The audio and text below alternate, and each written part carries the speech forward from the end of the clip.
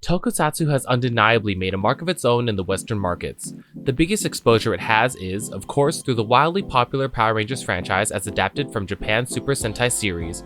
Power Rangers' booming success would stem more attempts to bring Japan's unique and growing genre of tokusatsu over to the Western side, in the form of Masked Rider, Beetleborgs, VR Troopers, and others. While these would each perform to a varying degree, Power Rangers would continue to be the dominating Western adaptation of tokusatsu, spawning the time-honored legacy we know of today. But there's always been a point of contention surrounding another prominent form of tokusatsu and its lack of adaptation in the West. That's right, I'm talking about Kamen Rider. Back when I made my video about possible future Power Rangers adaptations, I was asked a few times to do a similar video on Kamen Rider. However, I don't think it's really that simple. An adaptation of Kamen Rider was attempted once in the form of Masked Rider and again in the later years as Kamen Rider Dragon Knight. But why is it that no other attempt to adapt Kamen Rider has been made? In this video, I want to explore the answer to this question and also a couple of other ones. Why is Kamen Rider so difficult to adapt? Which Rider season will work best as an adaptation? And of course, is a new Kamen Rider adaptation even realistically possible? For this deep dive into what I consider to be a pretty complex subject matter, I'm going to attempt to take things from an objective point of view.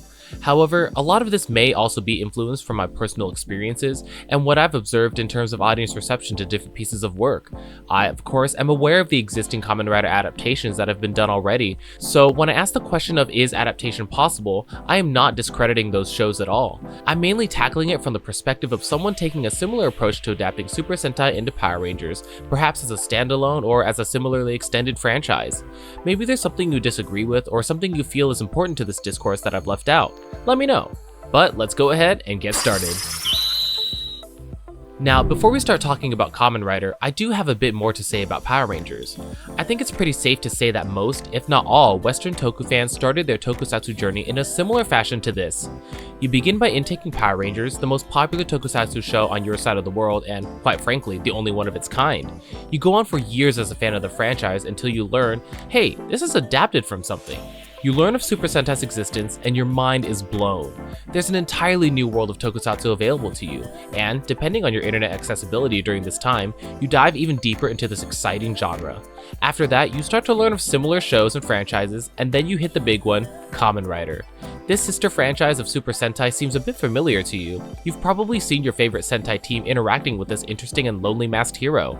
This new type of hero is intriguing and amazing. You love everything about it, and now you're hooked on these two shows that go hand in hand every year, delivering fantastic new angles on the helmeted hero genre. Like I said, I feel pretty safe in saying that this is most of everyone's experience, especially if you're around my age. Power Rangers sparked a love of tokusatsu within us that we didn't even know existed, and only by further exploring the genre did we keep building on that and have it turn into the timeless love we hold for it today. On the other hand, not everyone was like this. Power Rangers was insanely popular in its prime across all audiences, but then it sort of started to fizzle off.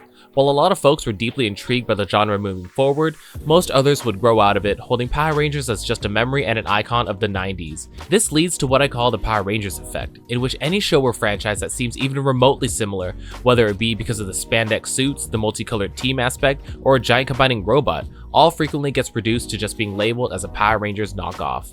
I'm sure you've heard this at least once, someone commenting on a piece of media with, "What in the Power Rangers is this?" This reduction to being an off-brand Power Rangers concept is often used in a derogatory way, being fueled by changes in the audience demographics and interests, but most importantly the fixation on nostalgia.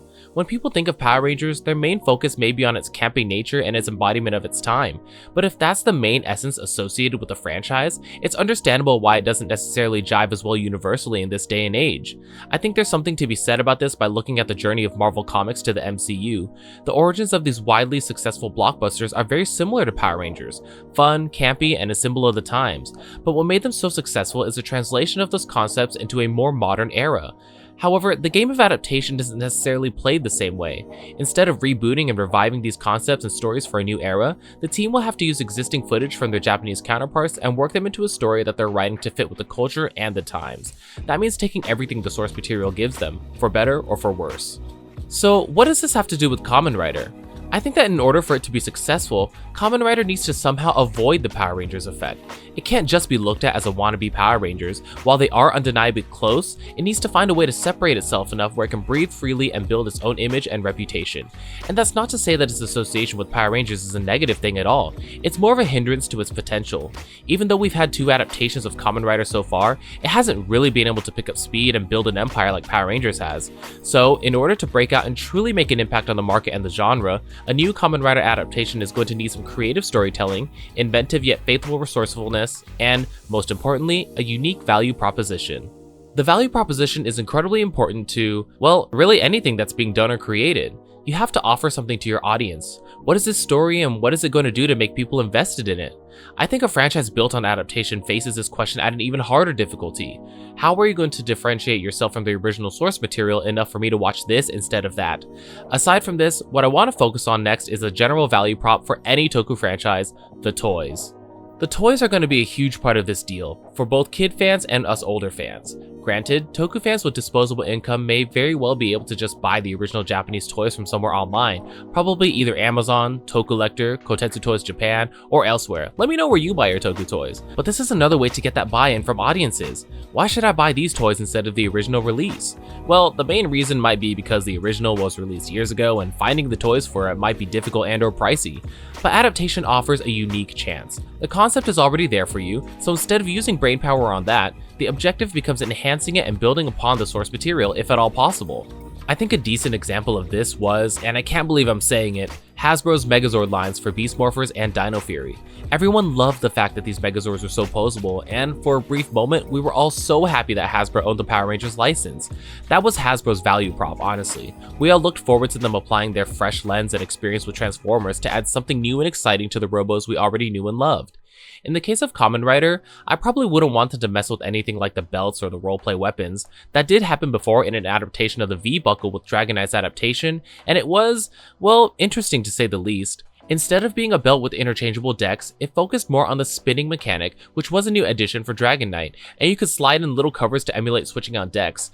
And while this does add something new, I would probably rather take the original belt instead of them fundamentally changing the concept. That being said, the job becomes finding what the adaptation's value prop can be. It has to find something unique enough about it that differentiates itself from its predecessor, and, if it's done well, it could be the start of something truly exciting.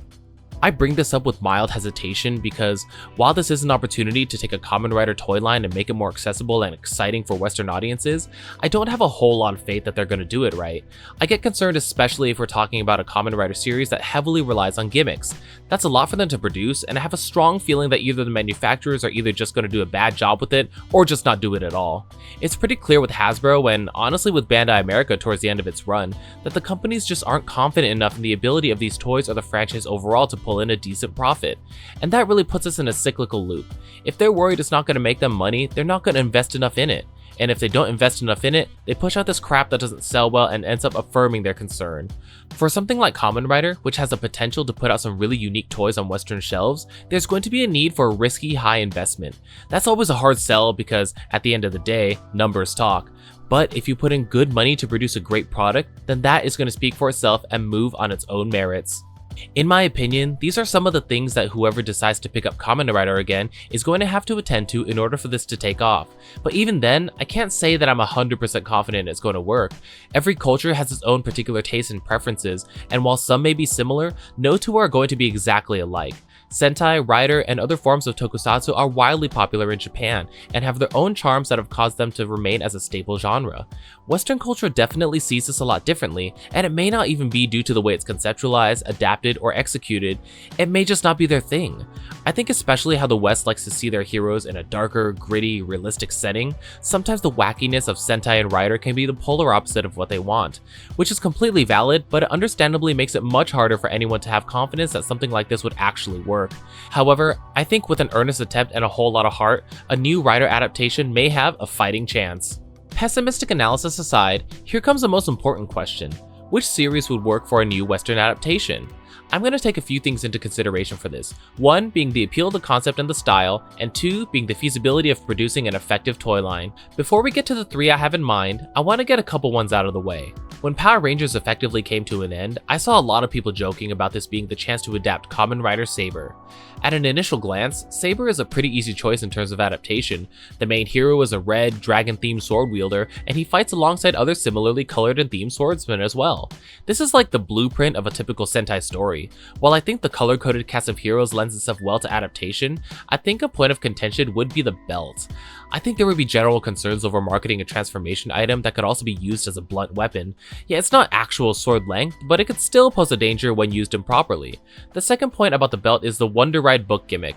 In my opinion, this gimmick is already very questionable. Yeah, I get that they're supposed to be the fragments of the almighty book, but it is such a stretch for a rider gimmick. I also just think that the books are a bit too wordy and it may draw back on the cool factor just a little bit. So while a lot of people think that Saber is a prime choice, I'm not as easily convinced. I'm not sure if it's a recency thing, but I wanted to also bring up Kamen Rider Geats as an option for adaptation. In my opinion, a few things about Geats could work well. One is that there's a decent amount of writers within the core cast and some supplemental characters. Another is the entire survival game concept.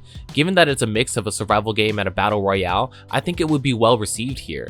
The last thing I like about Geats for adaptation is the armament style. I'm discounting a lot of writer shows for adaptation because of how potentially wild and wacky they seem. To appeal to a Western audience, the style has to be more neutral, dark and edgy even. And that's why I like Geats. The stylization of their weapons and power-ups, save for like Beat and Monster, are just very cool. My concern with this now is the ability to execute. The best case scenario is that they re-release the DX Desire Driver rebranded for this adaptation. But if not, I can easily imagine them skimping out a lot in the effects of the buckles. We'd probably get no special functions on them and they'd make some generic sounds in the belt. So while I think Geats has a decent setup for adaptation, I don't have much faith in the execution. And now, with those out of the way, let's talk about some shows that I think have a fighting chance at an adaptation. Starting with Kamen Rider 4s. My general opinion on this topic is that whichever series is chosen, the theme has to not be incredibly adventurous or outrageous in order for it to be digestible to audiences.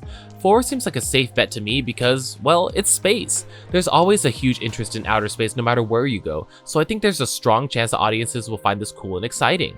The style of 4's suit is pretty easy to digest as well. Overall, he looks like an astronaut with a spaceship-themed head. I'm not too sure how people are going to feel about the bug eyes, but they blend into his overall image just well enough that it isn't much of an issue. And then you have his power-ups, the Astro Switches.